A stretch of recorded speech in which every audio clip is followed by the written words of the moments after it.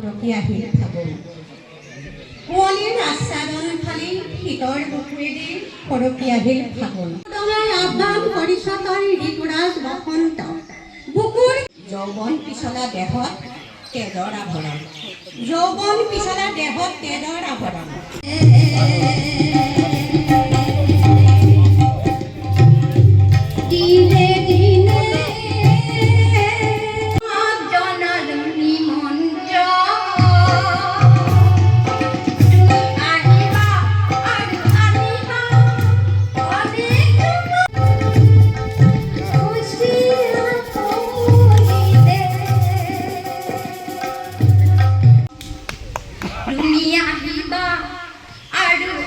হস্তপিছে ভৱিষ্যতৰ সপোন ৰচে।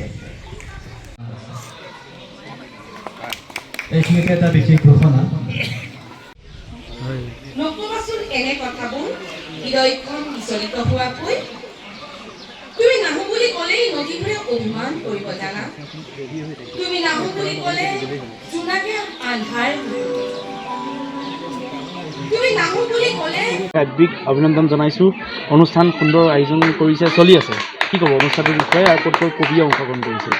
নিশ্চয় ধন্যবাদ। আজি আমি যি কবিতা অনুষ্ঠান ইয়াত অনুষ্ঠিত কৰিলোঁ, ঐতিহ্যমণ্ডিত শ্ৰীমন্ত শংকৰদেৱে গুৰুজনাই 7 বছৰ ছমাহকাল থাকি যি নিজৰ হাতেৰে এই গাংমুৰ থান ভাগ গঢ় দি গ'ল, সেই প্ৰাংগণত আজি আমি কবিতা অনুষ্ঠান পাতি নিজকে ধন্য মানিছোঁ। আজি আমাৰ কবিতা অনুষ্ঠানলৈ অসমৰ বিভিন্ন প্ৰান্তৰ পৰা আহিছে। আমাৰ বিশেষকৈ আমাৰ কাব্যগুৰু অজিত দত্ত ডাঙৰীয়া আমাৰ মাজত সঞ্চালক হিচাপে তেখেত আছে।